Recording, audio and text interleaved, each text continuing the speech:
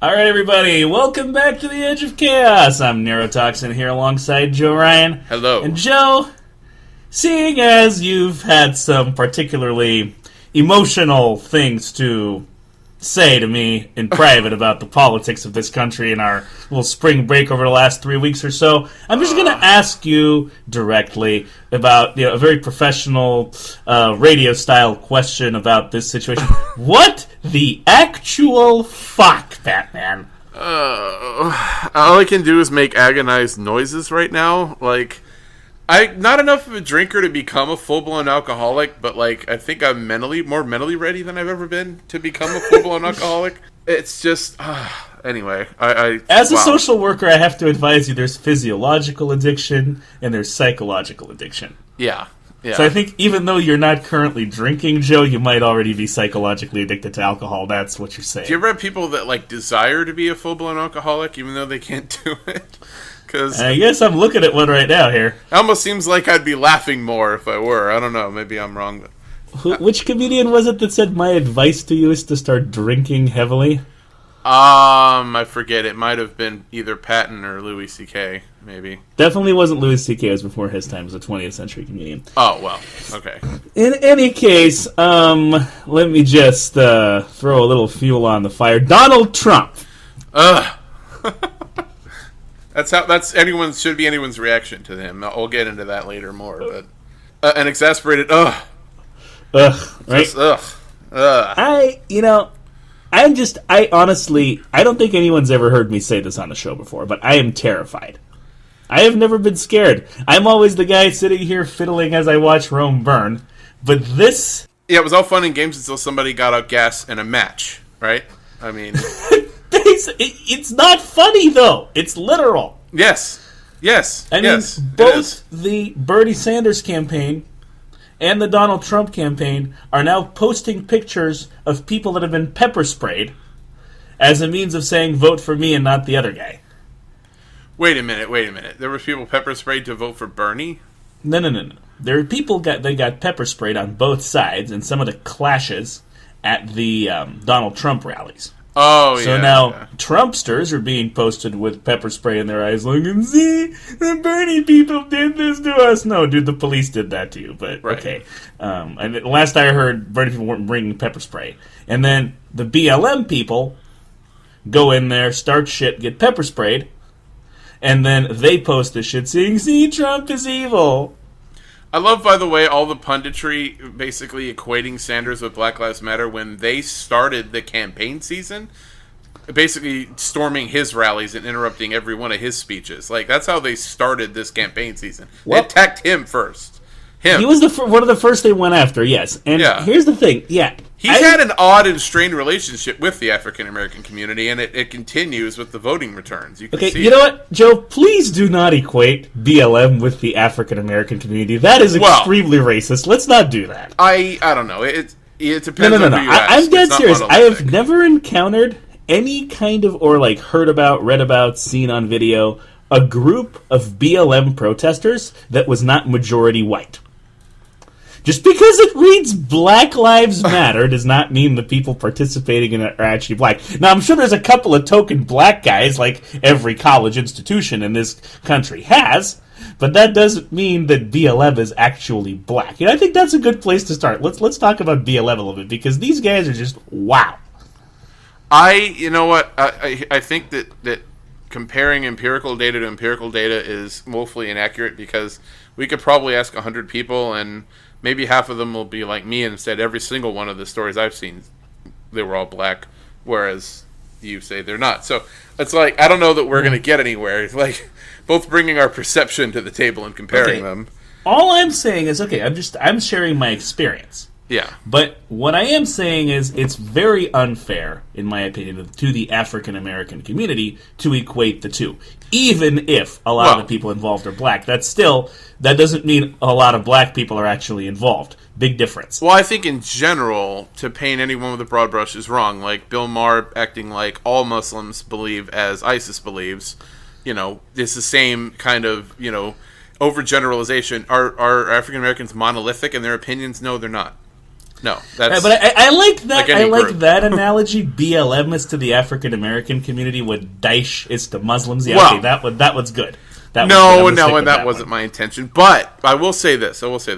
I understand the problems in a I haven't been raised African American because I'm not way. I get it. I don't truly understand it. I get it. I've never been driving while black. I've never had that experience. Whatever.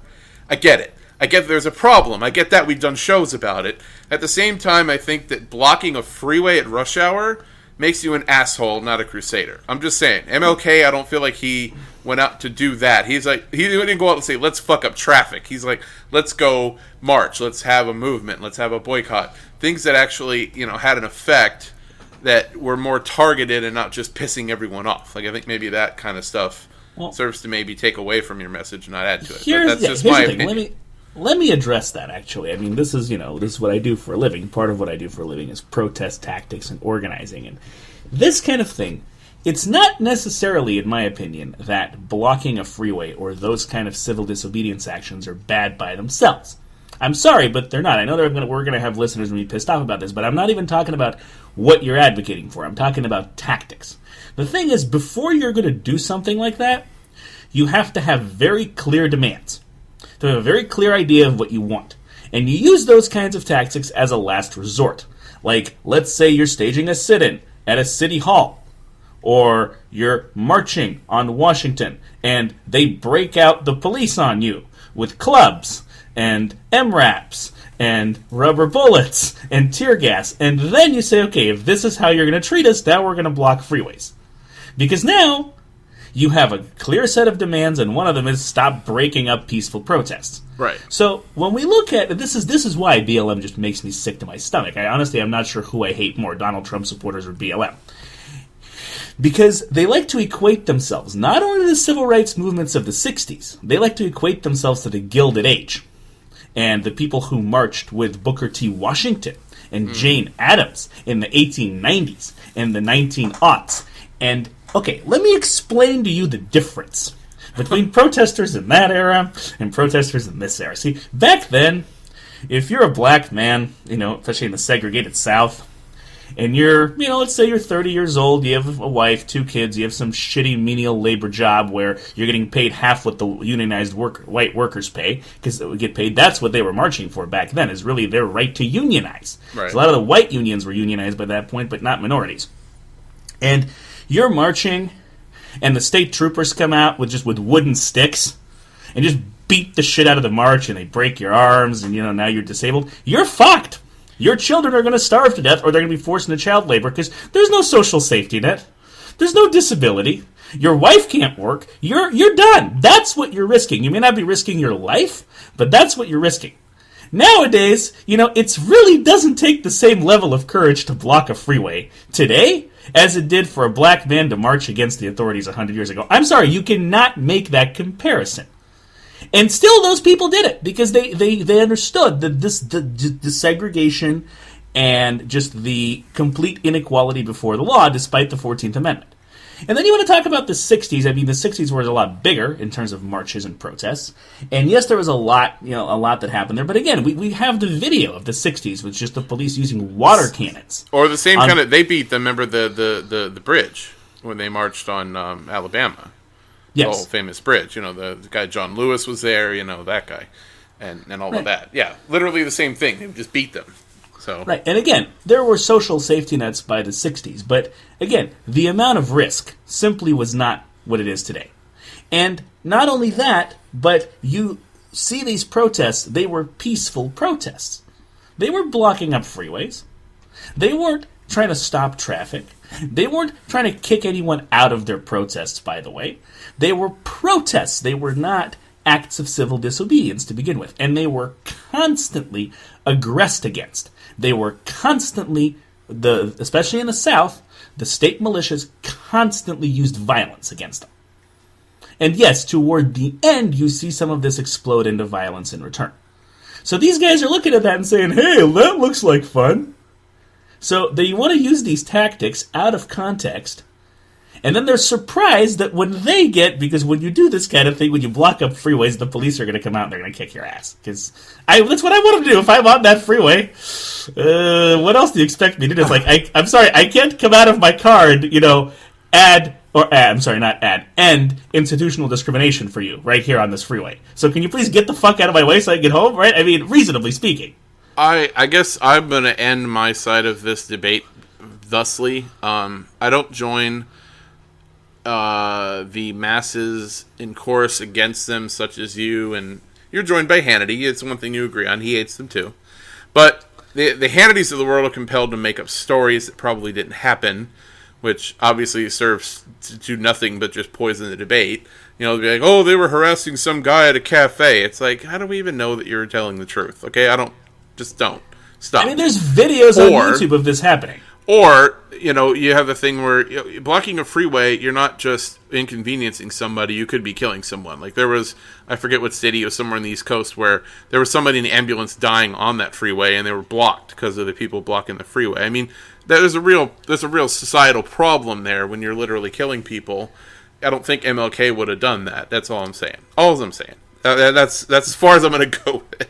Because I don't want to get into a race debate with somebody. I just don't. But I think there's ways to do it and ways not to do it. I don't see the race debate. I think the race debate is about their demands, and I think a lot of their demands are legitimate. It's their tactics. And I support them, a lot of them, You're right. There's the right way to do things, the wrong way to do things. Right. Now, and it seems kind of as misguided as Occupy in some ways.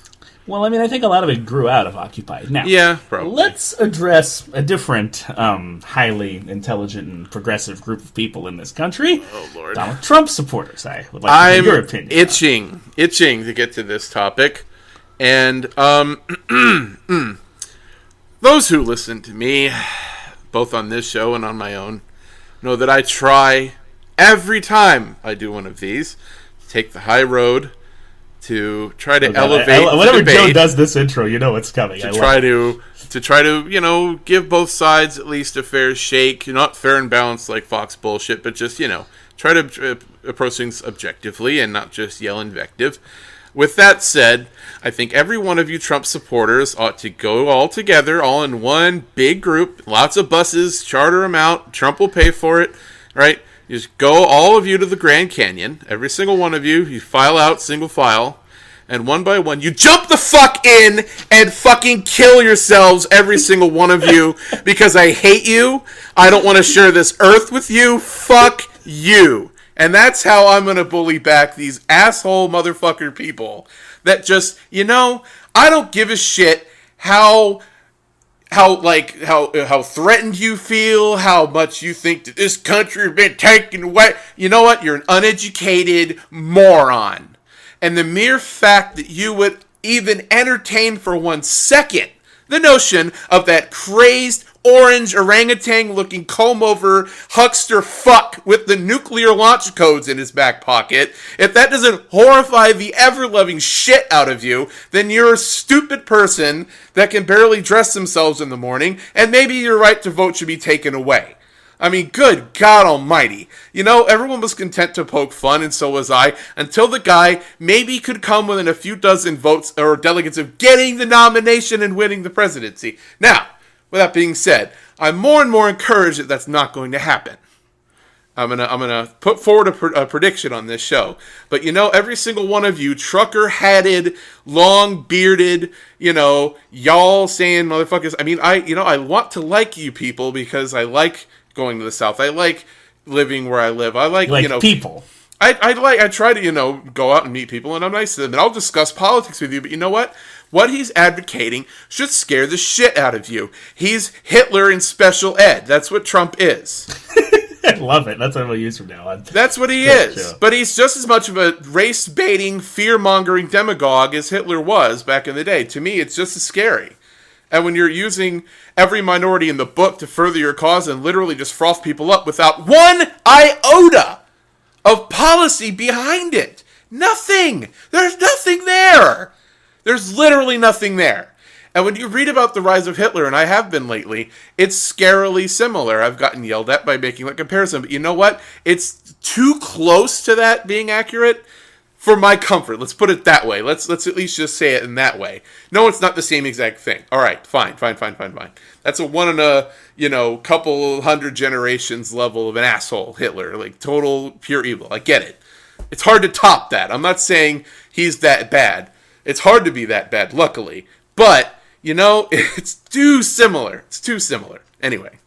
So here's what I'm going to say in response to that, Joe. First of all, I'm going to go backwards, starting with Hitler. I really think that Hitler comparisons get put on a pedestal on which they don't belong, and it's because everyone abuses them. So you have Godwin's Law and all that, but just because you bring up Hitler does not mean you're being illogical. If you can draw a reasonable comparison based on facts, I know all you Donald Trump supporters just stopped listening, but based on facts and logical foundation, and you can actually make a reasonable comparison, then Godwin's Law or not, the Hitler comparison stands. I also feel like the last thing you said there, Hitler gets put on a pedestal on which he doesn't belong. Yes, I just said that. Not because he wasn't an absolute shitbag, but because there are many absolute shitbags in history, from Amin to Pol Pot to Joseph Stalin to Pinochet, who simply don't get the same kind of attention for doing the exact same thing. Well, I think his body count is still pretty high, but... Oh, no, compared to Joseph Stalin? I know. He's a freaking juvenile delinquent. Are you kidding me? He's the only one that can beat Hitler in sheer people killed, I'm pretty sure. I don't know. I think Mao, he's had a lot more people at his disposal. True. And if we really want to go back, you ever heard of the Spanish Inquisition, Joe? Yeah, I did. Well, he's top 3, put it that way. And, actually, there's another one. It's called the Japanese Empire during World War II. Oh, well. You want to talk about... We'll never know Hitler those look numbers. Like a juvenile delinquent. Yeah. Yeah, because they're killing brown people in Asia. Who cares? We'll never know those numbers. But I guess my point being, though, is that, when you look at... And I guess the one thing that's not as similar, and this is the one point that another friend of mine and I disagreed on, was the Weimar Republic was basically just smoke and mirrors from the beginning of it. Where when they came into the post-World War I in Germany... That government was decreed basically just on somebody sticking their head out a window saying, hey, we're a republic now. And everyone inside the building was like, seriously? We are? I didn't think we decided that yet. Okay, I guess you're the government minister then, and you're the president. Okay, sure. They were just pulling it out of their ass. So, of course, that was bound to topple over no matter what was going on. And then you have the Depression, the reparations. World War I really just... World War II was just... It almost was bound to happen after World War I happened in the first place. In a way. All of my international relations professors back in college referred to World War I and World War II collectively as the Second 30 Years' War. These are professionals who study this. Let's just leave it at that. And nobody like Hitler gets to where he ended up without a lot of help and a lot of useful idiots along the way, and there were plenty. Right. So most of which he turned on the minute he was in charge. Yeah, well, okay. So that's actually kind of where I wanted to go with this. Is, of course, Donald Trump doesn't have a body count, although I've been reading some things on his history, and Jesus Christ, the man is a sociopath. He's got no loyalty, just like Hitler. But there's no way around the fact that the things he's done, I've always known he's a terrible businessman. I've always known that. Right. But, there's the CNN special on him being a nightmare landlord in the 1980s. Oh, yeah. And very discriminatory to minorities, by the way, in his buildings. And, I'm shocked. Right, yeah, I know. Yeah. This is consistent, right? Yeah. But what I think Joe is comparing here between Hitler and Trump obviously isn't body count, because there's no body count. It's the tactics. It's the election tactics and the things he uses to fire up crowds and to get votes and to get supporters. And that's exactly... If you look at Hitler, there are video recordings of his speeches. There are video recordings of his rallies. And if you don't think the two look similar, you're outright in denial.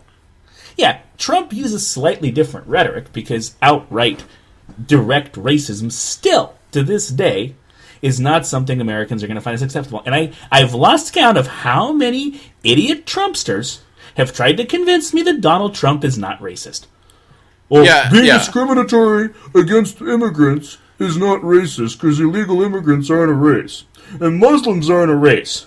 So you're acknowledging he's a bigot. Okay. It's just a matter of who he's a bigot against. Okay, I'm glad we clarified. Okay, Muslims aren't a race, so I guess when Hitler was up talking about the international Jewry, and how the Jews were responsible for all of the negative things in Germany, and how the Slavs are bad and we need to kill the Poles and all that shit. Boy, that doesn't sound a lot like let's get rid of Muslims and get rid of all the brown people at all, right? Not even a little bit. Well, he never said get rid of all the brown people. We have to keep that in mind. This is the thing, is every time you generalize like that, these idiots are like, oh no, man, see, he never said that. You're just starting this establishment propaganda.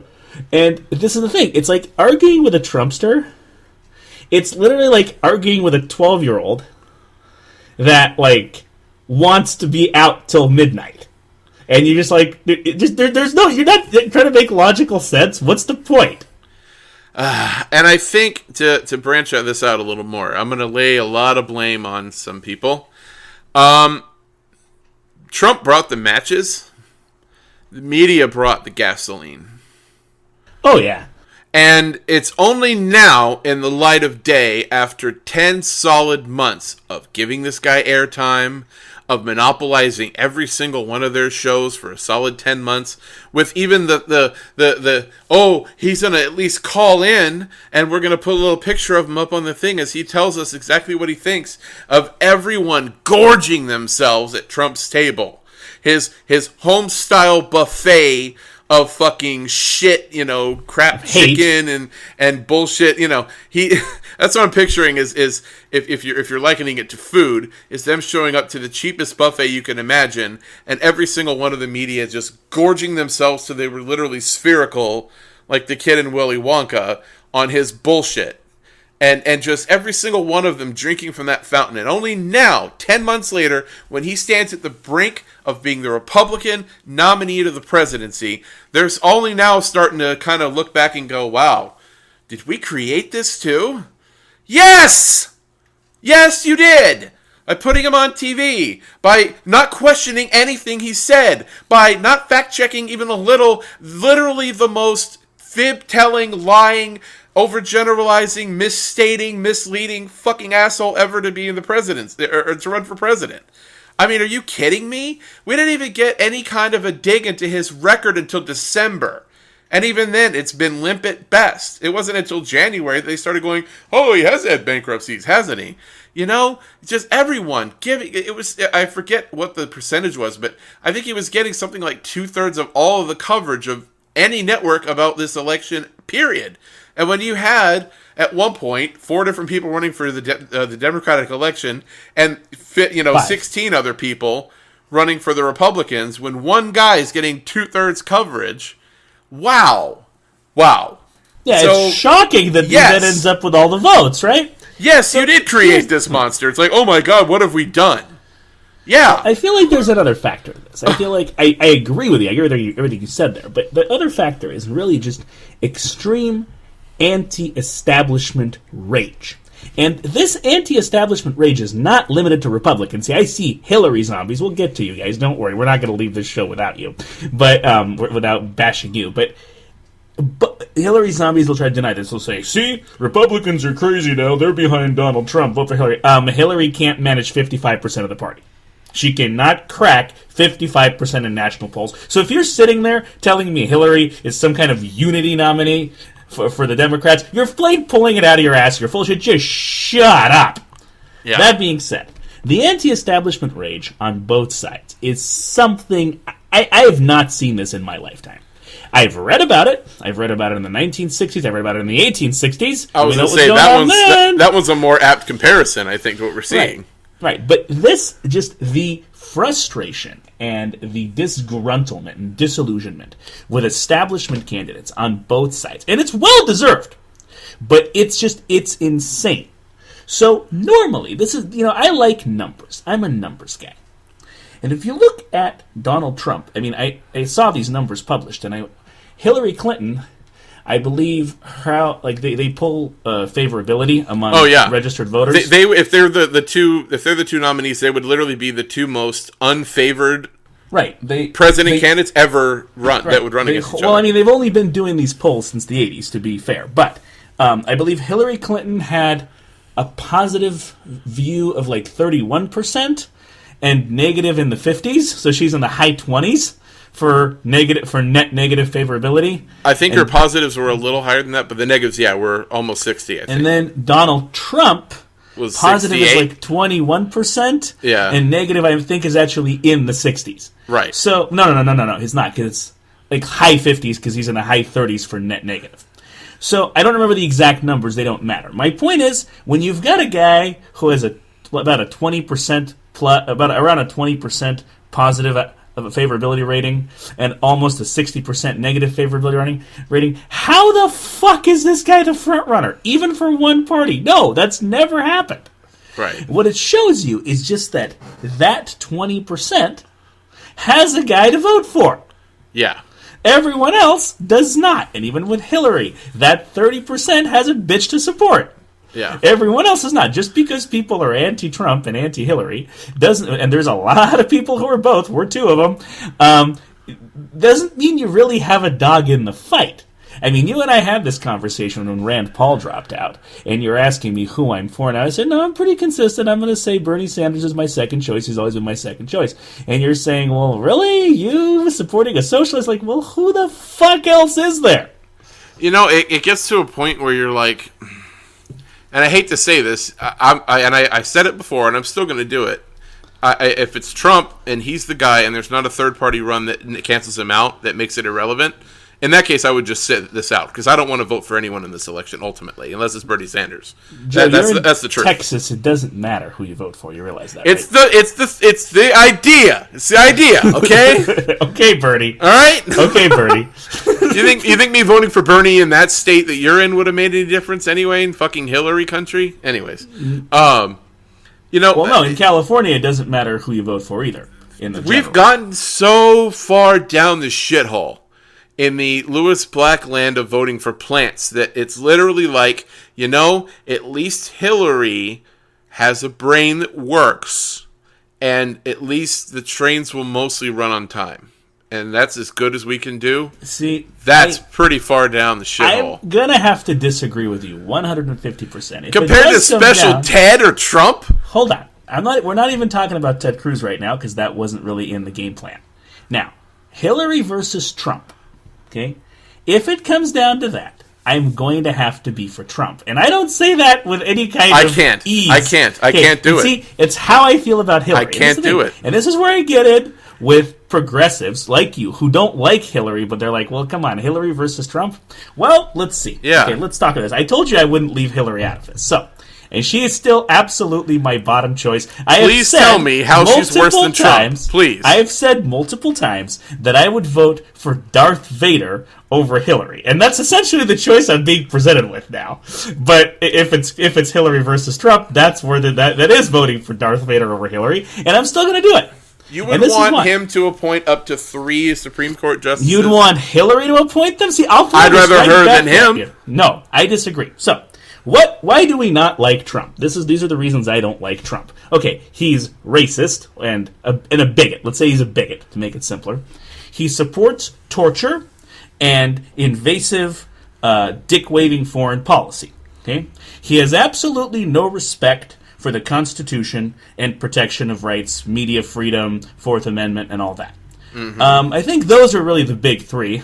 We can talk about economics and I disagree with your big three, but keep going. What? Okay, let's throw in some more. No. You're the way you were going to go with that big three, and I'm going to respond to that instead. Okay, now, Hillary doesn't need to come out and advocate any of these things. She's already done them for the last 20 years. Invasive foreign policy? Are you fucking kidding me? She voted for the war in Iraq as a senator twice.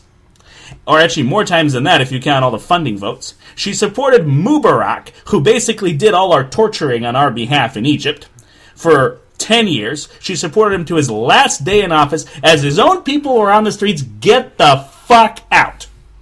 And now she's actually supporting the dictatorship that's in place in Egypt, the new one, the new military dictatorship.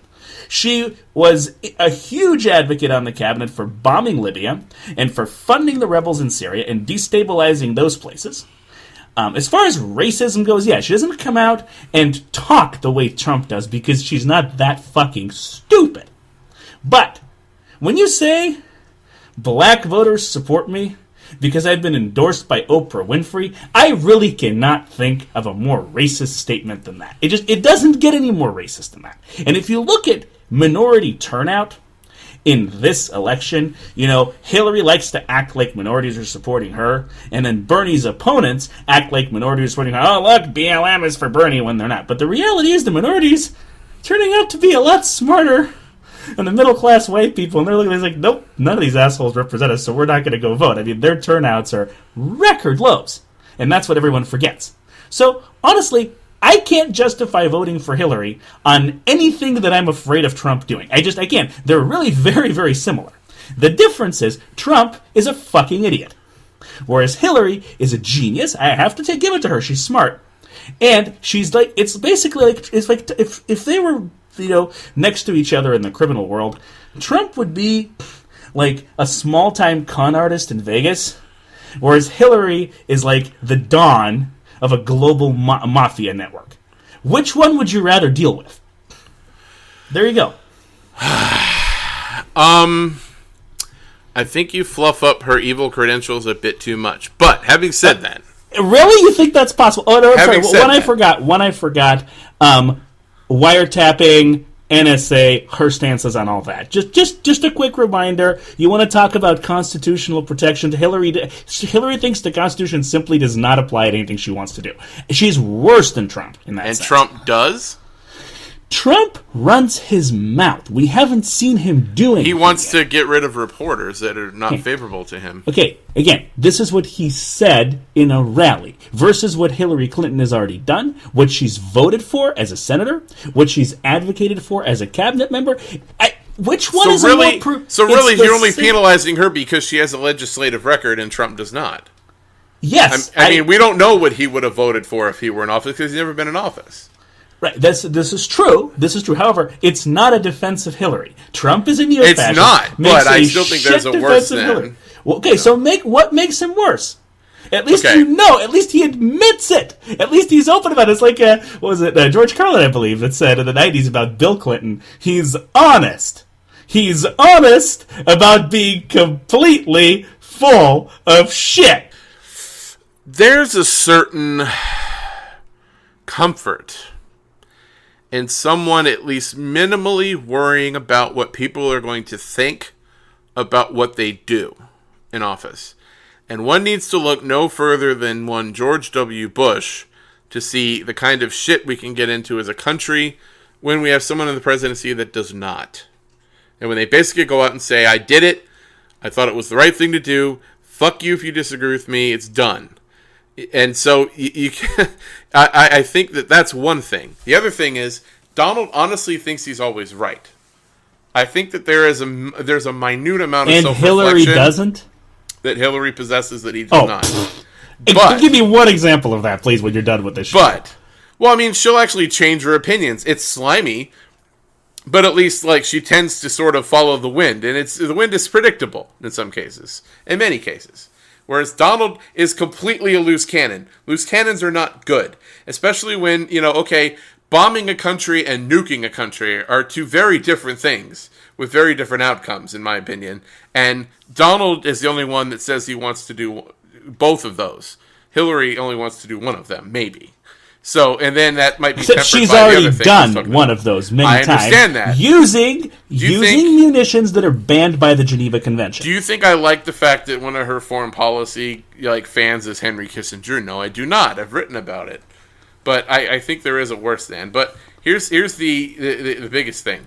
She's not a racist demagogue. And I think that sets a really bad precedent for our country to elect a guy like that, who's as outwardly hateful toward as many groups as he is, and is really only liked by an extremely small, group of nuts in our population. And honestly, when I add it up, there's just no way that he's gonna win with what he has. There's just none. I don't see a path to the president. I do. Her name is Hillary. No, there's not, because here's the other thing we need to get to, by the way. they're already fracturing, and both of them, both him and Cruz, have basically reneged on their promise to support whoever ends up being the nominee. We'll get to that. Let's finish this debate, because I really want to answer. I want to reply to what you said, because I really don't agree with any of it. First of all, you talk about Hillary changing her opinion. She changes her opinion on her stance on issues. I have never once seen her admit she's wrong. This is my number one reason for hating her, is she is just a textbook narcissist. She's never and wrong. That's not Trump? Hold on. Wait. No. False dichotomy. I didn't say that wasn't Trump. You're saying you've seen her admit she's wrong. I'm saying bullshit. She does not do that. I've seen her change her stance on things. Yeah, now, Trump, when we talk about changing stance on things, that's not the same thing. Changing stances on things, Donald Trump is like a feather in the wind on that sense. He was for abortion, then he was against abortion, now he's saying let's leave it, the laws are like, Donald, can you make up your mind, please? So you want to talk about a candidate that's dynamic and that adjusts to which way the wind is blowing. I would say Trump is that times 10. It's just that he's extremely brash and he's offensive. I agree with you with your frustration over the shit he says. But here's the thing. Now, going back further, you said a lot, so I want to address the different points. When you talk about George W. Bush, honestly, I would take another 8 years of George W. Bush over Hillary Clinton any day of the week. And I'll tell you why. I would not. Okay, and that's a difference of opinion, but I want to tell you why, because you explained why your frustration is. See, George W. Bush did all that shit, and he could admit he was wrong sometimes, but he's like, well, I did it. I thought it was the right thing to do, and if you don't like it, well, if only my dog likes it, then that's fine with me. Now, he's an idiot, but he left office with about a 20% approval rating, and toward the end, Congress blocked him constantly. He had compromised. Everyone knows he fucked up. You know which president people don't recognize fucked things up 10 times worse than he did? Bill Clinton. I would disagree on the 10 times worse thing. I liked Bill Clinton when he was president because I was a kid. So did I. Because the man is such a colossally talented chameleon, and Hillary is almost as bad. It's just that nowadays the media is different. It's harder to hide things. I mean, he did at least 4 or 5 different things he should have been impeached for, and by the way, having Monica give him a blowjob wasn't one of them. Right. And of course, we can talk about Republicans and how they fucked that up, but I'm not going to get into that, because Newt Gingrich already lost his bid for presidency. But Bill Clinton is not solely, but his policy is entirely responsible for the 2007 meltdown. 100%. If you do what he did, if you unleash the banks by repealing Glass-Steagall, any economist should look at that and say, this is what's going to happen. And we blame George W. Bush for that. Now, I don't like George W. Bush, but he didn't do that. And there's a number of other things. You could say that, like, Bill Clinton lit a small fire and George Bush came in and dropped a whole ton of gas on it. Really, no, I would not say that. All George W. Bush did was not put it out. That's all he did. And I'm not saying he wasn't responsible for a lot of other bad policy, like increasing the war on drugs and the war on terror and border policy. There's plenty wrong with him, but the banking policy, that was all Clinton. And see, even to this day, people are not clear on this. And this is why I'm terrified of Hillary. Because like you said, she's actually smart enough to maintain a somewhat strong support base. So the shit she wants to do, she'll actually have a way of getting done. Donald Trump runs his mouth, but I really don't see him being as dangerous. He simply isn't as experienced at being a tyrant. Plus, I feel like a lot of the shit he says, and again, this is not a defense of him, but I feel like a lot of the shit he says is actually, a lot of it is just, it's just trying to get the crowd to cheer him. And when he gets into office, we don't know that he's going to be as crazy. I don't think he's going to get into office. I think that there's credence for that theory. So here's the thing. I guess to sum this up, okay, and this is addressing the last piece you said. See, you're saying, well, we can't elect a guy who is openly a bigot. No, we're much better off with a narcissistic, sociopathic woman who is clearly a bigot, but who won't say it out loud. Which one is more dangerous? It's literally, again, if you look at the South, okay, if you've seen the movie Django Unchained, right? Which one is the bigger bigot? Some white trash guy with a whip that's like basically one step above the slaves, or the Southern aristocrat that owns 400 of them. And that aristocrat has his head so far up his ass, he actually thinks he's helping the slaves. That's what Hillary is. She scares the shit out of me. At least Trump understands who he is, and people voting for him understand who he is. I don't like Trump. I'm not defending Trump. I'm simply making a case of why he's better than Hillary. And that's really like looking at two big steaming piles of dog shit and saying, I want to eat that one and not that one. People that vote for Trump don't understand that there's countries worth living in besides America. So,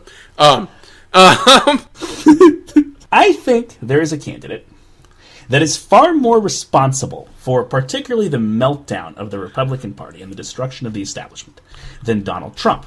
And that is Ted Cruz. If you look at this now, and this is not, I'm not saying anything in favor of him or against him, I'm just trying to point out what I think is a very important fact of civics that has been completely ignored. The Tea Party, like him or hate him, there is a number of candidates that you could say were Tea Party. Rick Santorum, Mike Huckabee, Rand Paul, more the libertarian wing, but still, he's in there. Dr. Ben Carson. Definitely all of these guys, you could say, were Tea Party. And with the exception of Ben Carson, they all dropped out when Cruz won Iowa, and basically their votes united behind Cruz. Now, he only still has national polls, maybe 40% of the vote on the Republican side. Because it's not a majority. The Tea Party's never held a majority of the Republican Party. No. But that's the one wing of it that remains strong and organized and unified, and they vote for one guy. The establishment people, I mean, Rubio dropped out after fucking Florida. Before that, are you kidding me? They were eating each other constantly. So I feel like, honestly, the Tea Party is largely responsible in this sense for the rise of Donald Trump. I don't think Donald Trump is represented at the Tea Party. I think that's a completely different faction. No, I just think agree. that because they took that 35-40% chunk out of the Republican Party and said, okay, this is going this way now, but it's not big enough to form a majority. The establishment is weak enough. Here comes Donald Trump, the slime ball coming up out of the commode. Vote for me. And now the place we've come to is basically Republicans have just stopped voting. If you look at the turnout was extremely high in the first half of this primary. Now it's getting down there because most Republicans have no one to vote for. They don't like Ted Cruz. He's way too far to the right for them. They don't like Donald Trump. I mean, shockingly, right? And I mean, Kasich isn't really even a candidate. I don't understand why he's even still in this race. Not exactly a dynamic guy, yeah. Right. So between those three, people are just not turning out. Well, when people don't turn out, that 20% of the country that supports Trump, and I would say probably out of that 20%, 3/4 of them have never voted before and will never vote again. And that's what they were seeing. Yeah, the Trump people that came out, a lot of them were first-time voters. And last-time voters. So that's the thing. Hopefully.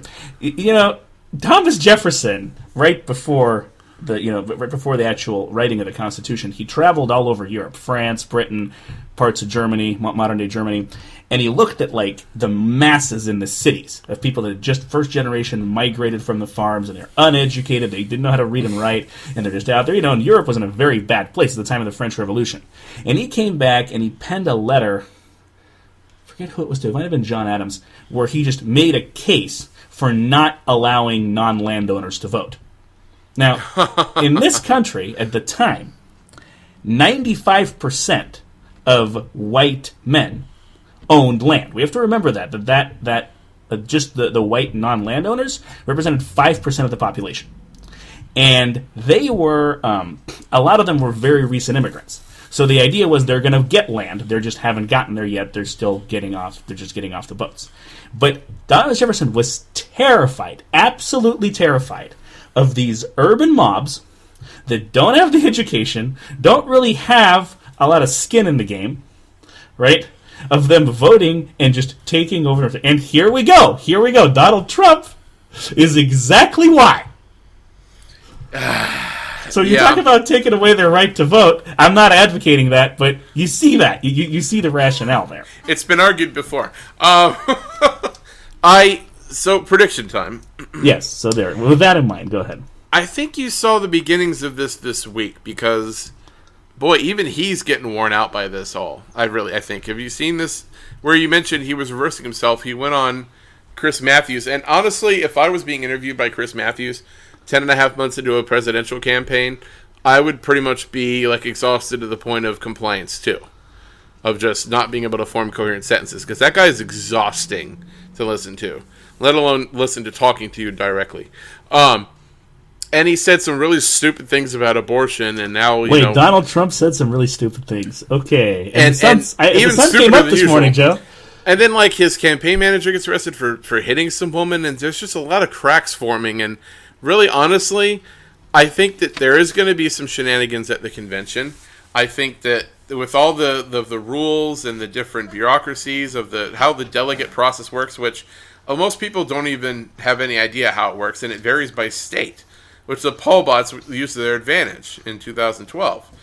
It didn't work, but the point being, there are a lot of arcane and unknown rules going up to the actual convention day, and people don't realize that Reagan came this close to being the nominee in '76.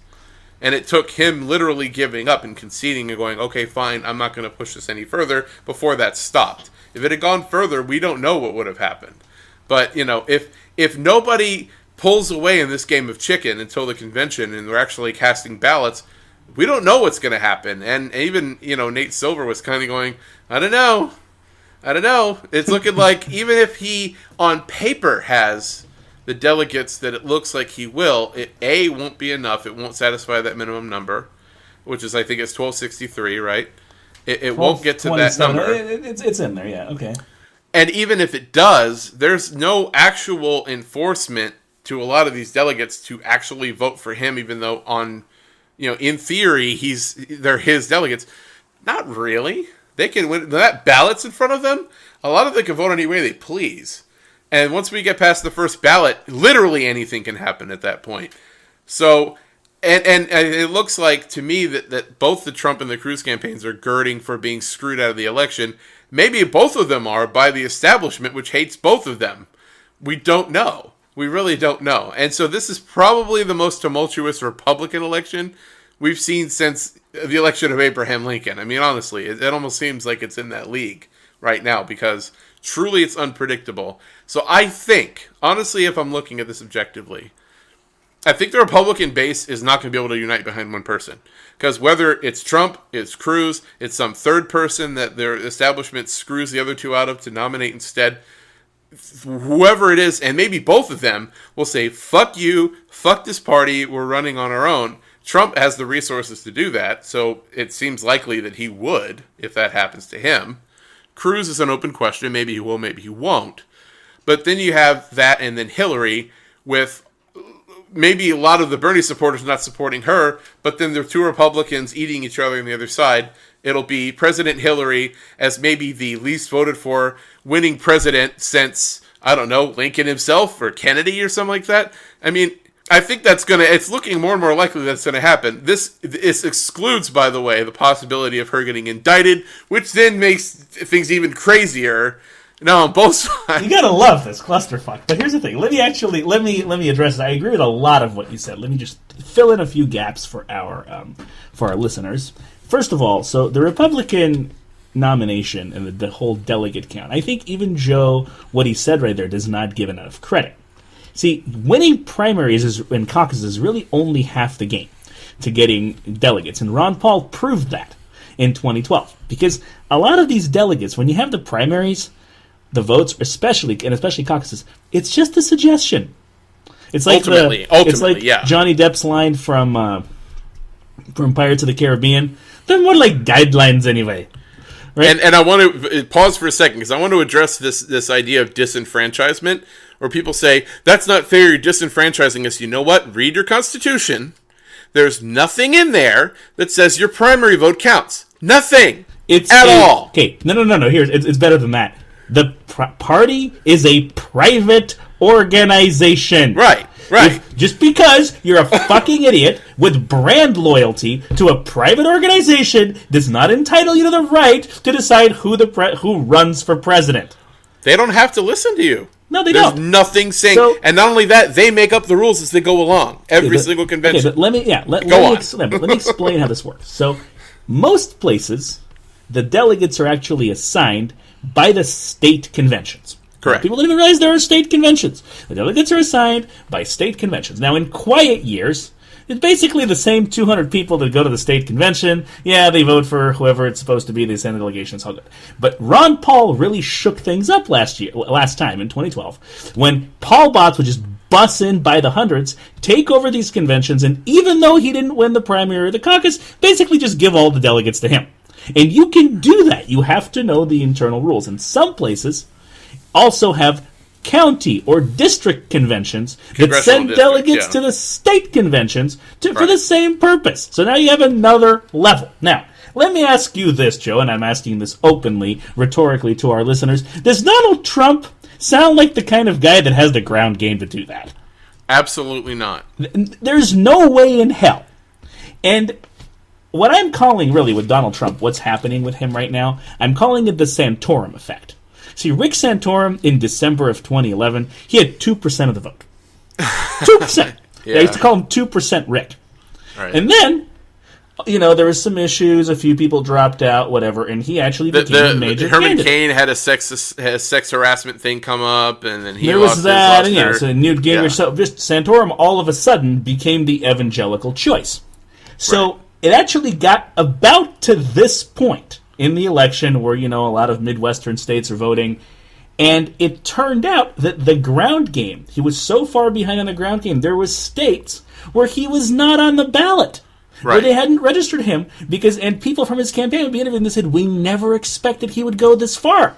We thought he'd be a minor candidate, he'd drop out by Super Tuesday. And, there's nothing wrong with that. Most people who run realize they're not going to win. He never expected to get that far and to get that much money and all that. So another thing that happened with a lot of state conventions, places he'd won, Ron Paul people, because they had the ground game and he didn't, they would go there and take all the delegates. Right. And Santorum's people would be on board because they didn't have the ground game. They didn't have anything in place. Better Ron Paul than Romney. That was their outlook on this. So that's what's happening. Plus, Santorum, love him or hate him, really did not have a lot of scandal. He's a pretty clean guy. He's crazy, but he's very like Ted Cruz. He's like Ned Flanders, right, but he's like Ted Cruz. He lives up to the crazy. Now, love him or hate him, it's consistent. Donald Trump, his skeletons don't even fit in his closet. And he has a lot of closets. A lot of closet space. Yeah, so and many homes. So that says a lot. Trump Tower, and still it's filled with skeletons. So now with his campaign manager, is anybody surprised by this? Well, not to mention the fact that his campaign is just him and the sycophants he had in his company, just being his personal assistants. He doesn't have offices, and I haven't heard that he does all these different. That's the kind of ground game that someone like Jeb or these guys who have all this money behind them and donorship and networks of people. He doesn't even have any endorsements really. He has no ground game whatsoever from people in states, governors that could mobilize people. He doesn't have any of that. Right, and that's why Nate Silver and others are he can't.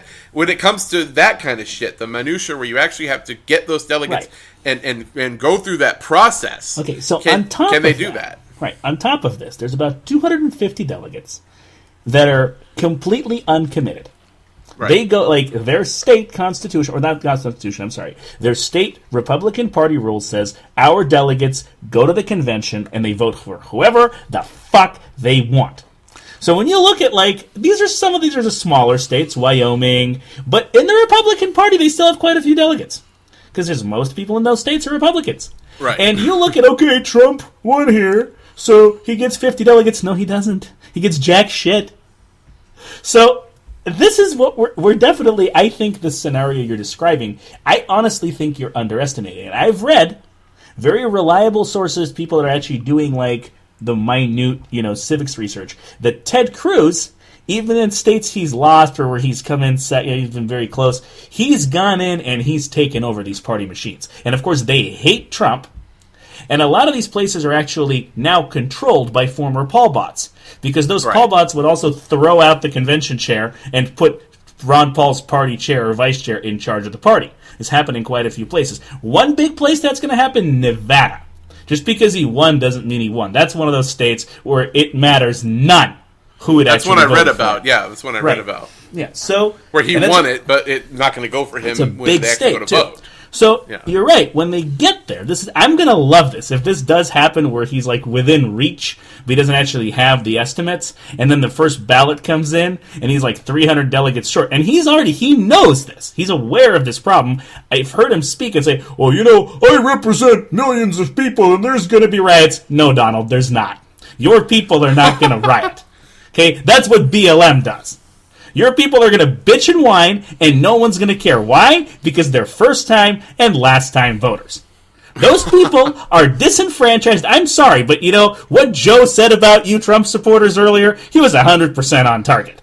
Maybe not people that are like Trump by default, but I mean like Trumpsters that go to his rallies and whatnot. Right? You people are uneducated. You're bigoted. You have no fucking clue about civics and politics. And the fact that you don't vote by choice and disenfranchise yourselves, that's a good thing. So get back in your fucking trailer. Chew your tobacco, watch TV, and shut the fuck up. Well, they can talk, but the minute you want to elect a guy like you, I think I have to take issue with that. Exactly. So now, as an American, however, this is where my agreement with you is going to stop. If this convention does go to shit the way we're predicting, I think Ted Cruz has a very good chance of getting the nomination. I would not have said that 2 months ago. But Jeb Bush endorsed Ted Cruz.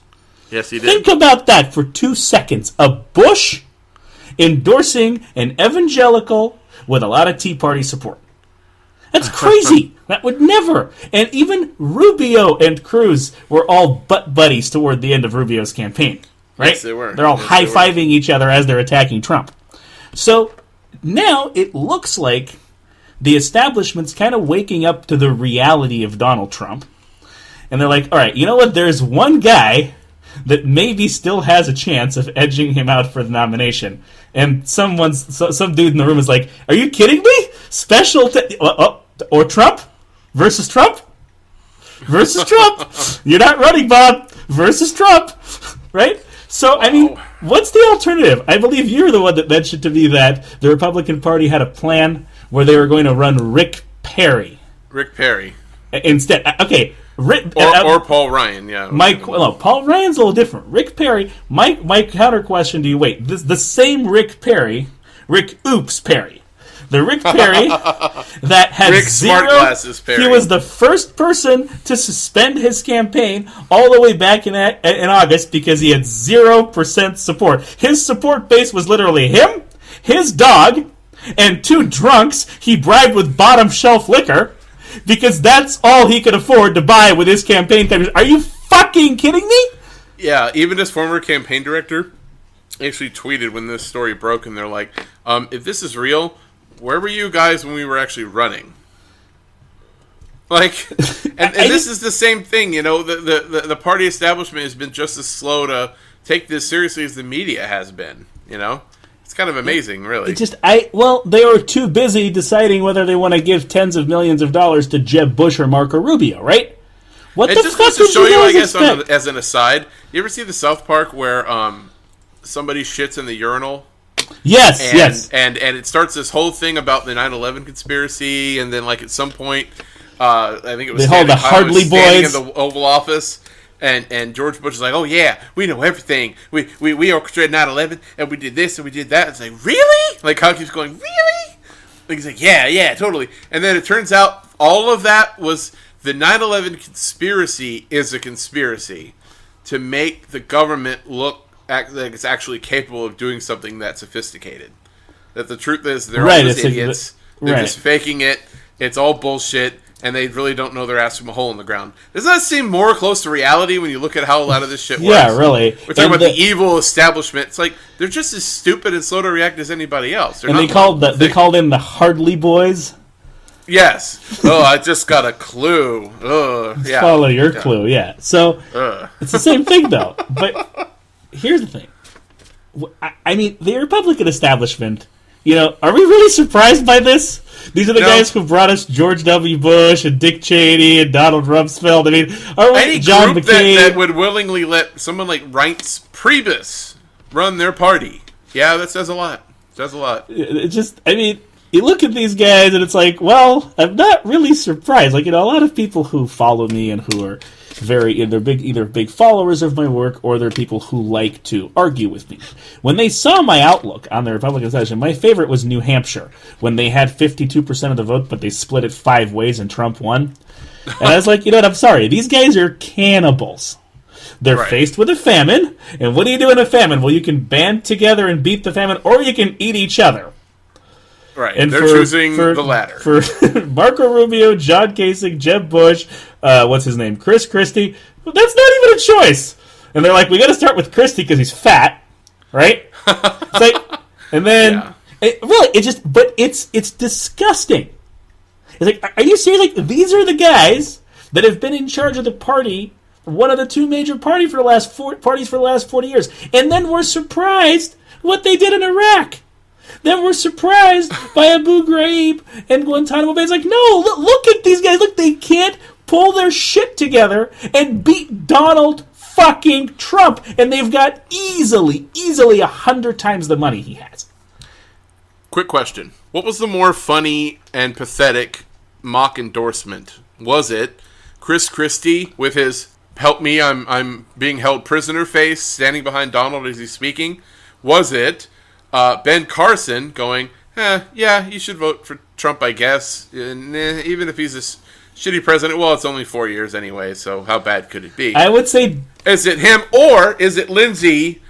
I basically hate Ted Cruz, and picking between him and Trump is like being shot or poisoned, but at least poisoned you live longer. Graham pulling for Cruz. Like, which is the funniest one? I don't know. That's a tough one. Graham endorsed Jeb Bush, and Jeb Bush endorsed Cruz. So, but he did say that he's been fundraising for Cruz too. But definitely he literally used the shot and poison analogy as he was endorsing the guy. Wow, I'm definitely going to say the funniest of the three is Christie, though, because Ben Carson, really, that what he said there just fits everything else he said. I mean, come on, it's Ben Carson. It's like, yeah, that's just another Carson line. Now you can almost picture.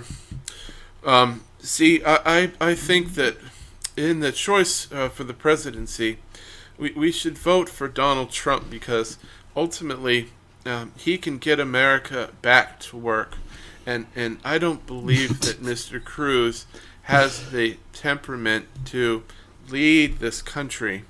And let me tell you, listeners, if you just saw that, if you're asleep now, no, but if you saw Joe on video right now, as opposed to just hearing him on audio, good God, you'd be very entertained. Anyway, and Lindsey Graham, he's just a piece of shit. I'm sorry, I can't stand him. Oh, he's the worst. He's a piece of garbage. He's walking human trash. So him saying something like that, really.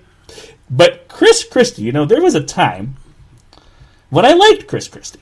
What a fall, huh? Right. Wow. There was a time when, they called him the human bulldozer when he first became the governor of New Jersey, and he wasn't a very well-known politician. I believe he was the Attorney General of New Jersey before that.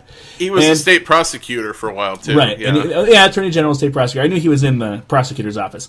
And he just started steamrolling the unions in New Jersey. Now, some of you may be for unions, but let me tell you, those New Jersey public employee unions, the Italian mafia in Sicily, they got nothing on those guys. Well, a lot of them were affiliated with them, Oh, yeah, The Sopranos was set in New Jersey, I'm just saying. Right, exactly. I mean, that's not real, but, I mean, that shit goes on there. The corruption and just the cronyism there was intense. And, and he came in and he bulldozed them, and he actually brought somewhat a level of accountability and a level of decency to the public school system, the public health system. He actually got a lot of things right. Granted, he hated those people.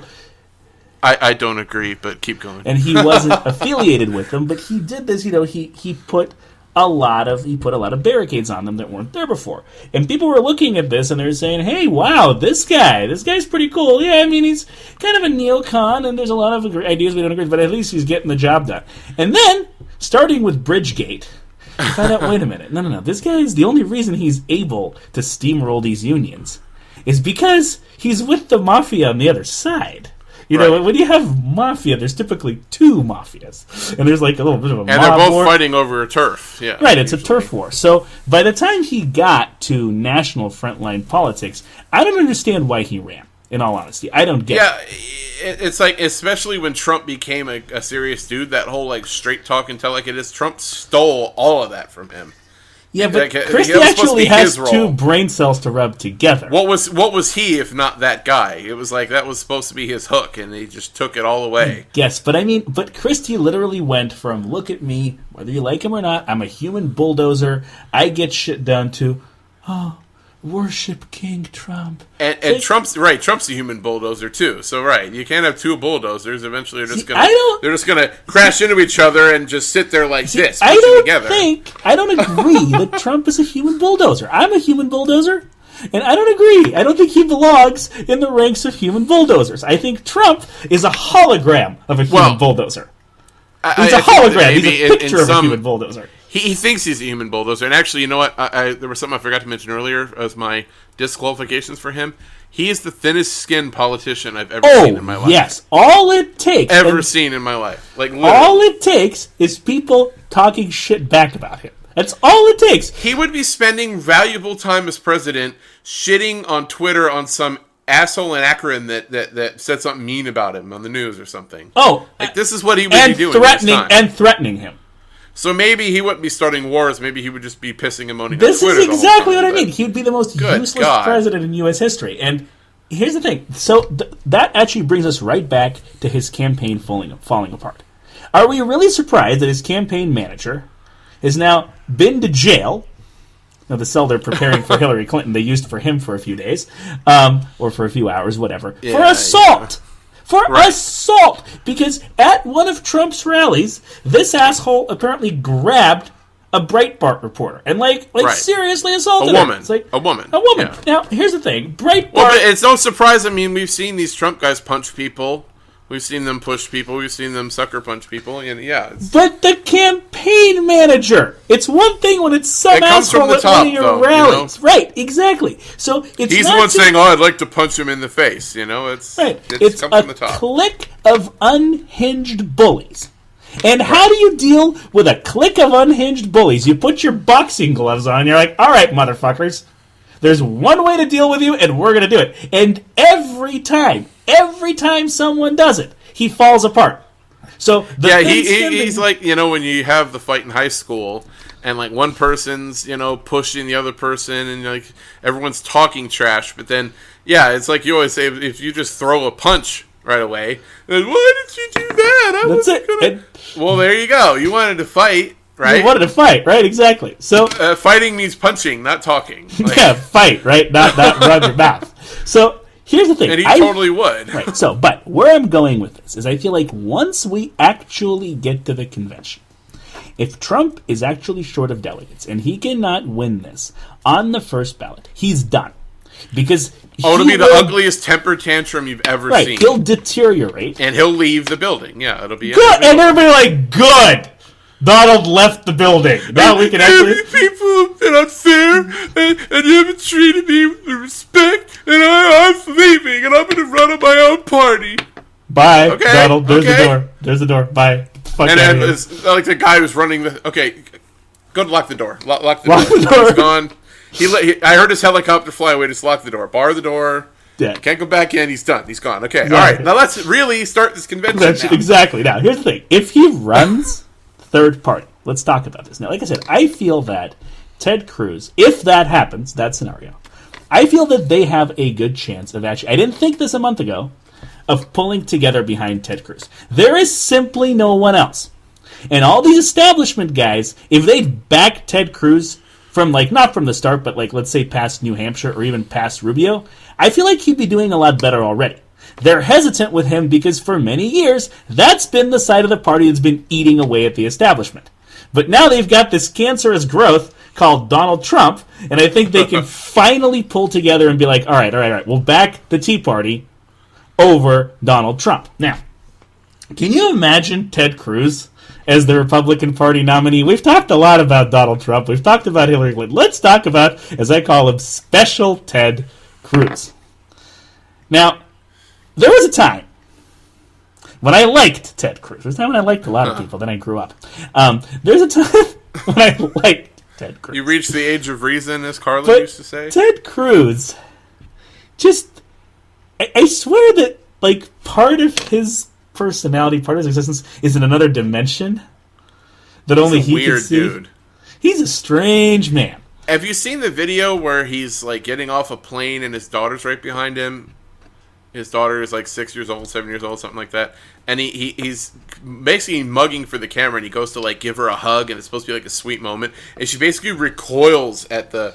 She's like, no. Like, she literally, if you watch the video, she's putting her hands up like this. Like, do not touch me. Don't hug me. Don't put your arm around me. Like, it's the weirdest thing you've ever seen in your life. That's like 100 times more awkward than any Mitt Romney family photograph you could ever show me. Isn't that how every 6-year-old reacts to her dad? What kid fucking recoils at the sight of their dad who isn't literally, I'm not alleging this, but who isn't like beating their kid or something like that? I mean, good God. Who knows? It's hard to say what happened. That's weird. You gotta admit, that's weird. A little weird. That is weird. And it's not a political qualification, I guess, but it says something. I think it says something. Strange man. But it's weird. I think that Ted Cruz really represents where the Republican Party is headed if they don't get destroyed by Donald Trump completely. It's the evangelical, small-town Republican, and kind of reluctant urban libertarians, middle-class people, predominantly white, that are just so fed up with everything else. At least Ted Cruz, to an extent, there's exceptions, wants to leave Americans alone. He wants to leave them alone in terms of taxes, to leave them alone in terms of regulations. He, for the most part, he's had a couple of meltdowns arguing with Trump. For the most part, wants a non-interventionist foreign policy. Ted Cruz actually is probably the last truly small government Republican left in this thing. Now, there are exceptions, and those exceptions are things like gay marriage, the drug war, abortion. I've never heard him say he was in favor of the drug war. Do you honestly think that he's going to scale back and leave these states alone, like Obama has? He said that he is actually in favor of leaving it to the states. He's just mentioned that we can't do that. We can't just say, well, he said it, but it doesn't mean he's going to do it. No, it's like, he said that, and he said he wants to work on federal policy to actually get rid of the war on drugs. So I don't see him advocating for it. Where he's pissed off a number of libertarians is he said that he basically supports the federal war on drugs until it's legally repealed. And that's the prosecutor and him talking. Now, do I agree with that? Of course not. This is where I say he's just weird. He's bizarre. It's like, Ted, none of this shit you're saying makes sense. Yeah. I think he's going to be busting on Colorado, Washington, etc. I think he's going to be doing it. And there may be more of those states by then, California among them. I don't see it, Joe. I don't see him actually doing that. I see him actually working with Congress to repeal some of these laws, rather than just saying, let the states nullify it, which is what Obama has done. I'm not taking a side on either one. I just think that's what he said he's going to do. I doubt it. One thing about Ted Cruz, he's, for a politician, pretty consistent about doing what he said he's going to do. And I have to once again take exception when you said a non-interventionist foreign policy. The guy who said he wanted to carpet bomb ISIS is not non-interventionist. Okay. I'm sorry, again, he's not. By that logic, there are no non-interventionists in this race. No, there aren't. They've all said shit like that. So yeah, I agree. There aren't, and that's what I mean. Like, I just feel like Ted Cruz, honestly, for lack of a better criticism, he's just too inexperienced as a politician.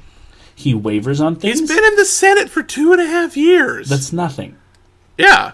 That's nothing, dude. So had Obama, but look how that turned out. Exactly. Yeah, I know. That's the guy who managed. Well, I mean, could he top Obama? Basically, pissing off Republicans, evangelicals, libertarians, progressives, and kind of some more like liberals too. Oh yeah, That's quite a feat. I think he's going to do it. I think if he becomes president, that's what he's going to do. Could Ted top that? Could he literally start a civil war? Maybe. Possibly. Now let's talk about this. Actually, good. That's exactly where I wanted to go with this. So. Now,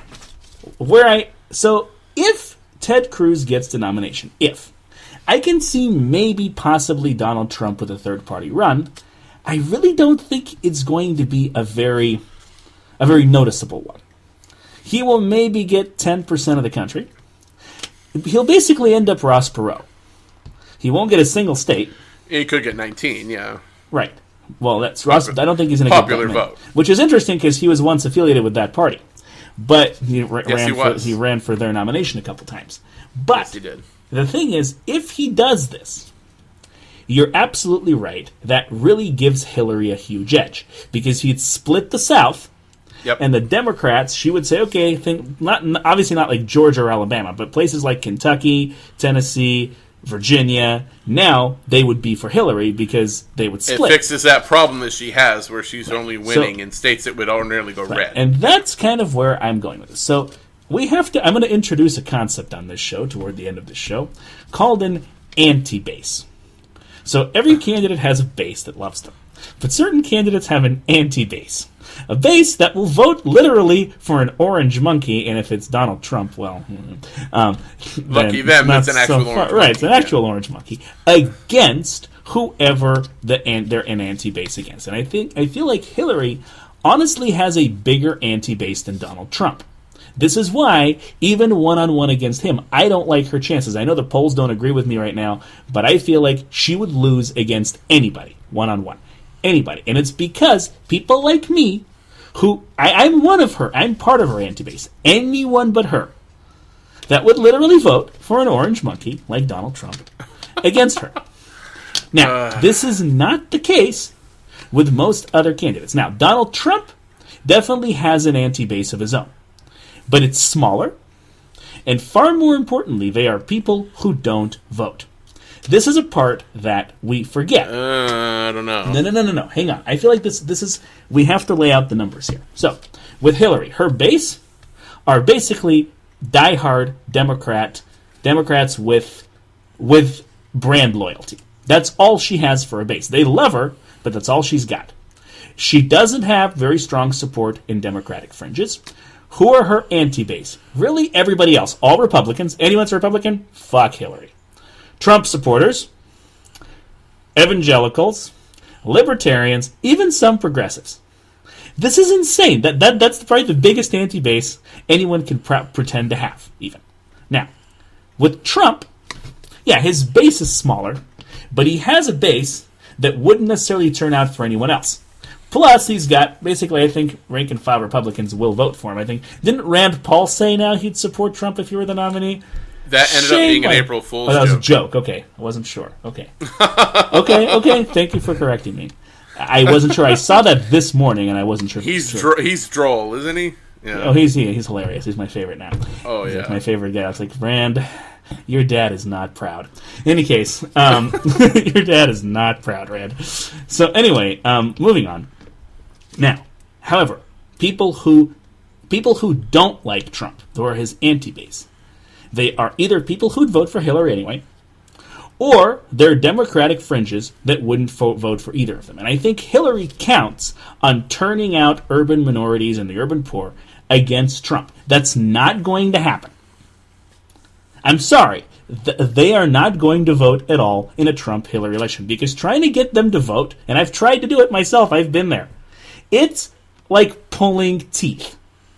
They voted for Obama because Obama is black. I said it. I mean it. Look at the turnout numbers. Records. Well, and some might say that in some states, the voter suppression, the voter ID, a lot of that stuff really impacted those groups more than others, and so the bar has gotten higher for them to be eligible, so maybe just based on that, there's less definitely of them too. An element, but I feel like that's... It's an element. It's an historic element.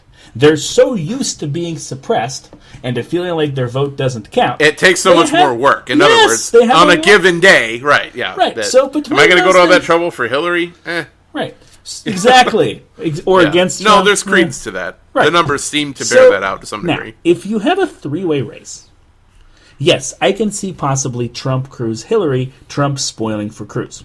However, we have to consider the possibility of a fourth party run. I don't think Bernie's going to do it. You don't think Bernie's going to do it. But let's talk, we've spent most of today trashing Republicans. Let's give the Democrats a little love. Okay? Let's give them a little bit of love. I feel like now, and I was starting to lose hope, but now I'm back here. I think that both Hillary and Bernie are going to go into the Democratic convention, which is way more convoluted and way more of a clusterfuck in delegate terms than Republicans could ever hope for. Just for those who doubt me. Just because there's so many more supers, but anyway. And more delegates in general, and more weird convention rules. It's even weirder. They're both going to go into the convention not having enough pledged delegates to clinch the nomination just on pledged delegates. The supers are going to have to make that call. Hillary may be closer, but if she's only 100 or so delegates ahead, she does not get the nomination on pledged delegates. I don't care how inconvenient that is for all you idiots spreading Clinton propaganda. She does not get this without the supers. And guess what? Her plan, if you look at her delegate targets, was always to get this on pledged delegates. The whole reason to get all the supers to say they're going for her and front load the primary and act like she's already the nominee was to make sure this does not happen. She's trying to avoid this particular scenario, and it's looking more and more like it's going to happen. If Bernie Sanders wins New York, and if you look at those polls, they're close enough where that's a possibility. I mean, he's from fucking New York. And Hillary is not popular in New York. She was a senator from there once. They don't like her there. So I think if Bernie Sanders wins New York, that becomes a very, very real possibility. It really comes down to California, and here they're neck and neck. If we get to that point... I can see, like San Francisco, and the whole Bay Area, of LA going. It's for just honestly, it's a matter of turnout in LA County. That's all. And there's a lot of universities in California. Yeah, where he does really and that's the well. thing. It's funny in California, we've not been relevant in a primary since like 1968. Because they vote so late. Yeah. Right. So well, it's a big state. I understand why. Nobody wants California to set the tone for the rest of the election. But now it's like people in California are like, hey, cool. Our vote actually matters for once. Matter. Like, I changed my registration the other day to no party preference in California because I haven't decided which primary I want to vote in. No, I did the same before I left. Yeah. Right. I either want to go. If I go Democrat, I want to go for Bernie. If I go Republican, I want to go for Cruz. But I'm really going to determine that based on where the elections stand, who needs it more. That's what's funny, by the way. It could matter for both of the parties. Well, it's a decision you have to make. It's only one vote in the state of 38 million people. No, I'm just saying that the California primary could matter for each party. I think it's going to be the deciding factor in both sides. So, going into that, if that's where it goes, let me ask you this, Joe. Why the fuck is Bernie even staying in? He has absolutely no chance of getting this nomination with the pledge. There's no way. Hillary could possibly, he could stop her from doing it. He's not going to get it himself. And the supers... That's a lot of supers to convince. I mean, I want to say Bernie has a chance at it with the supers. It won't happen. He's going to have to win over about 2/3 of them. He could come close. So he's doing this to split the convention. He is doing this to cause a massive convention fight. And Hillary is getting really testy about it. This is where her narcissism... She started coming out saying he's telling lies about me, and then he came out saying she should apologize for saying that. It's getting ugly. So she's really turning into a female version of Donald Trump. She doesn't unravel quite as quickly, but when she does, it's bad. And if she loses New York, I can't wait to see the look on her face. I'll be sitting here with a glass of champagne. Fuck you, bitch. I mean, one could say, why is Kasich still in the race, too, on the Republican side? He's got way less of a chance. Kasich is a joke. But Kasich has said specifically I still don't think he would go third party. I think he wants to make a point, and I think he wants to make the progressive wing of the party, accounted for and heard, and all of that. Okay. I think he knows that their machinery is going to give it over to Hillary in the end. But I wonder if he isn't greasing the skids for Warren for 4 years. I don't know. I could see the possibility of him also deciding to run.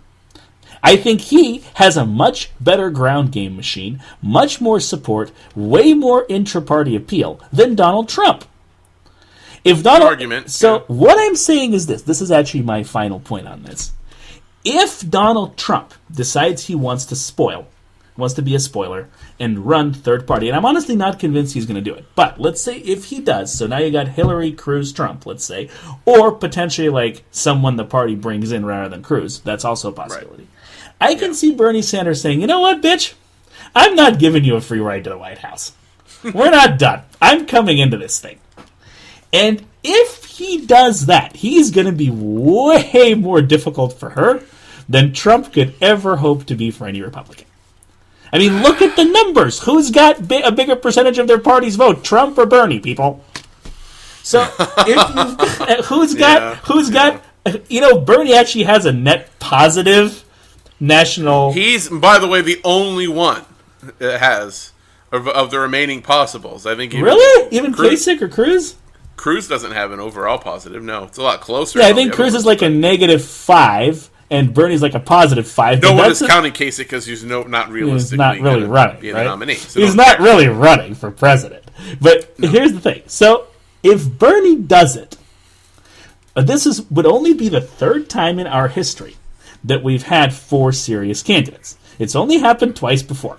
Let's talk about the other one of those two. We had a civil war afterwards. Right. So one of them, this was I'd say the less interesting of the two was 1860. Abraham Lincoln, John C. Breckinridge. Those are the two everyone knows about. John Bell from the Constitutional Union Party, and who was the guy's name? Stephen Douglas, I believe. Yes, Stephen Douglas from the Northern Democrats. But in that election, Abraham Lincoln actually managed a majority of the Electoral College, because those other two guys didn't carry shit. They got like 4 states between them. They split the South, so John C. Breckinridge didn't win. They didn't split the North.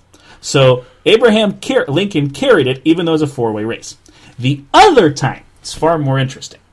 It was 1824. When things were so different, it's hard. I mean, even between that's 50 years apart. John Quincy Adams. John Quincy Adams was the winner. Who Congress picked, by the way. I'm going to get to that. The House picked. Andrew Jackson. It's the House, right? Andrew Jackson. Mm-hmm. Henry Clay. And the fourth guy, I don't remember his name, but he died, actually. He passed away after most of the votes had been cast, but before the Electoral College could actually vote. So let's not worry about him. And they were all from the same party. It was a one-party system. This is the one time we actually had a one-party system. John Quincy Adams' predecessor, James Monroe, ran unopposed both times because there was no other party. He was the only guy. So this came down, this 4-way race. Obviously, this was the one time the Electoral College, actually no, it's two times, but the other one we're not going to worry about. The one time they truly stalemated. There were a few guys who voted for the dead guy, because they were his friends and out of respect for him. And it's still stalemated in three ways. And who was the top vote getter in the Electoral College? This is in 1824. 1820. That would be Andrew Jackson. Andrew Jackson, that's correct. So he did not end up being president that time. That was later, even though he was the top vote getter. John Quincy Adams was in second, and Henry Clay was like a distant third. And when that happens, folks, we haven't seen this in our lifetime, obviously. 1824 is the last time it happened. It goes to the House. However, actually, I was just reading this real quick. Clay was fourth. The guy that died was third. The guy that died was third. Okay, so they preferred the dead guy over Henry Clay. However, you know who was Speaker of the House at the time? I think he was alive, though, when he was third, is the thing. Okay. You were right. I think you're right at the very end, maybe? In vote terms, yes. He got as the third in popular vote. Third, but in then he died, so the other one's third by default now. So, but who was Speaker of the House? Who was Speaker of the House? Oh, that was Henry Clay. Well, right? Henry Clay was the Speaker of the House. Correct. So now, because no one's seen this, no one knows how this works. It's not like it just goes to the House of Representatives and they vote, and the majority guy gets to be the president. It's not that simple. No. They vote by state. Every state gets one vote. It's like a convention almost. Yes, they basically. Brief aside, by the way, little civics. If you want to see a dramatization of the civics lesson, the new season of Veep on HBO, hilarious show.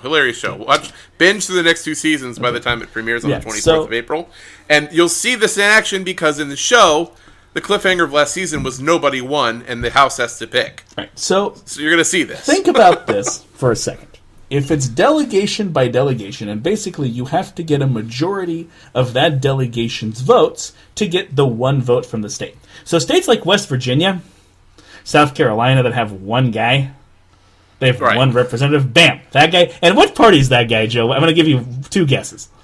Does it start with an R? Yeah, I know, right? So, and they're not going for Donald Trump either. They're going for whoever got the Republican nomination. Like Wyoming, like Montana, Right, all those states with Alaska. 1 or 2 guys, that's a given. And that's where the bulk of that vote comes from, because it's state by state. There's a lot more of those states. Now, a place like California, with 53 assholes, and there's maybe 2/3 Democrat, or even Texas for that matter, they will split. then no one is going to get a majority. It's out of the question. There's a lot of Democrats in Texas, I can tell you that. And there will be enough Republicans that want to go for Trump that there's no majority of the state, which means that state doesn't vote. Now, every state does not have to vote. Again, it's like a convention. I believe in the current state of things, it's like 38 or 39 states for quorum. Right. So, 2/3, right? Around 2/3.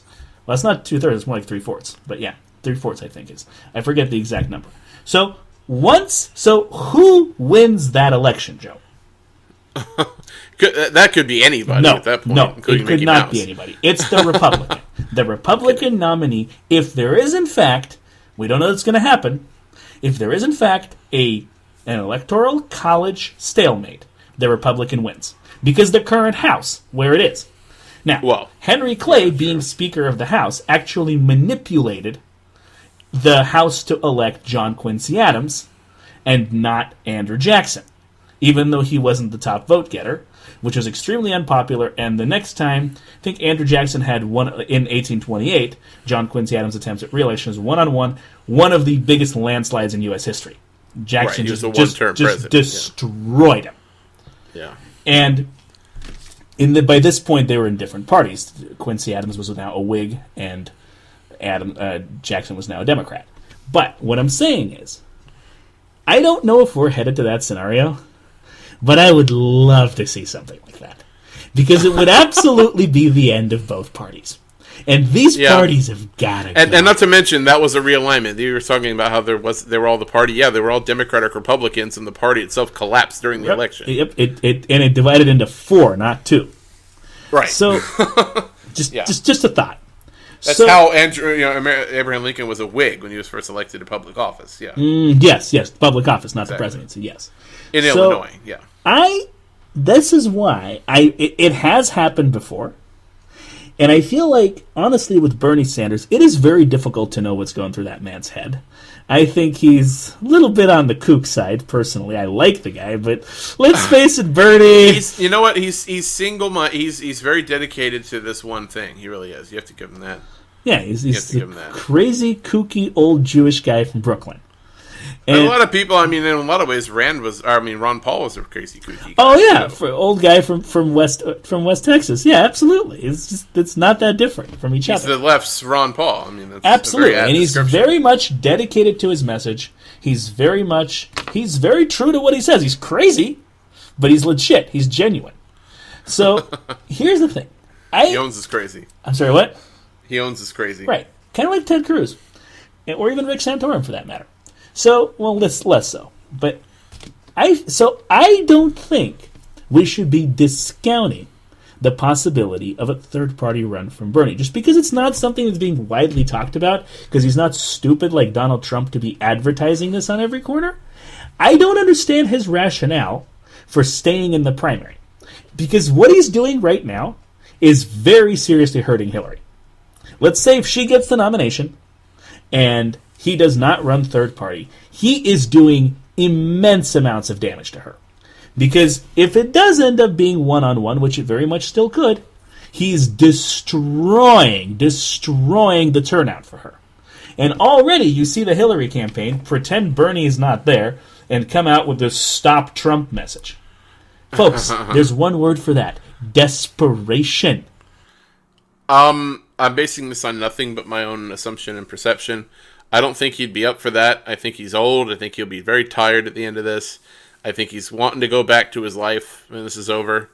And I think that I have this honest feeling, and it's based on nothing. It's based on nothing. I have no inside information, folks. This is just me being an observer of the human condition. That's all. I think that he's greasing the skids for Elizabeth Warren to take over the party. Because I think even in defeat, I think he figures that in 4 years, whoever is the Democrat, the Republican will have fucked it up so badly that the Democrat will walk right in. And if it's Elizabeth Warren, with all of the angst that he's woken up amongst the youth, I think he figures, we've got the organization now to harness these kids and their kids, so they're voters of the future. You're looking forward, you're not looking backward. So, the older people are voting for Hillary. A lot of them are going to be dead in 4 years, you figure. So, a lot of them, a sizable chunk. That's just facts. Look at it. If you're over 50, that's when you start dropping dead. It's the way it is. Anyhow, so I think that that's a possibility, and Warren may never run for president, but it wouldn't surprise me if that actually happened, because Bernie's an old guy. Warren's kind of old too, but she won't be any older than Hillary when she runs. I think it's interesting, honestly. Just kind of I mean, I'm not going to argue with you because you said you owned that this is your feeling. I don't agree with you, but I think we've said enough on this. I think it's interesting how you have these two decrepit, crazy old guys. You have Ron Paul on the right and Bernie Sanders on the left. There's some of the oldest people to ever run for the president. And they're the ones getting this massive amount of youth support on both sides. I think that's just, it's remarkable how that paradigm plays out. And I think the other thing that's remarkable is just that it's really turned into a Shark Tank. It's the party establishments, both of them. The party system is collapsing, and it's every man for himself. And I think, honestly, the last establishment candidate standing is Hillary. And she has the capacity, if she weren't Hillary, if she weren't so deeply despised, honestly, by policy, she could appeal to a number of Republican voters. Even if it's only like the 15-20% that's voting for Kasich, still, that's a good chunk for a Democrat. I mean, that's not her party. Your Jebs of the world, yeah. Right? So, but I mean, Kasich's way more to the left than Jeb. So, I think that what she's trying to do right now, and she's going to fail miserably, in my opinion, is she's trying to hold it together, saying, look, vote for me, because it's just a parade of crazies who want something different than the establishment. And that's why she has the old people's vote. Right. And to me, that makes her by far the most disgusting person in this race. Because it's like... well, Trump still wins to me. So, to you, yes. But it's like, okay, Hillary. So even though you have absolutely nothing to offer, everything you've done has just brought starvation and death and ruin. We know you're neck deep in corporate favors. We know you're a narcissist. But despite all this, we're supposed to vote for you because you represent the status quo and the devil we know, whereas we've got 4 or 5 devils that we don't know, all running from different directions. No! Fuck you! Joe may be going in that direction. I'm not doing it. I will leave it blank if you're the only one running. I'm only going to vote for her if it's her v. Trump one-on-one. What about Ted Cruz? I'm going to put you on the spot here.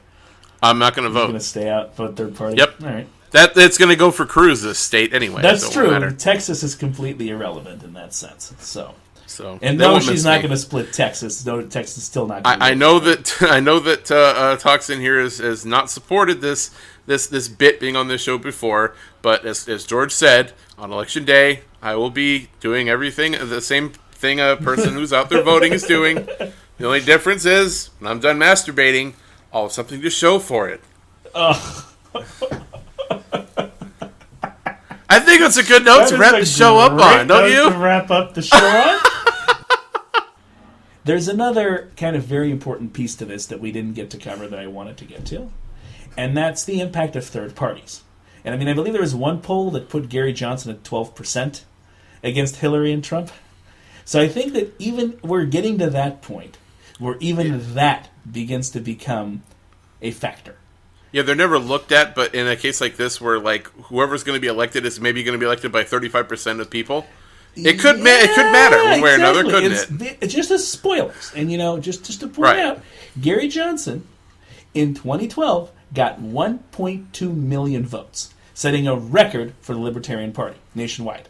And that's a lot more votes than Romney lost by. Let's just leave it at that.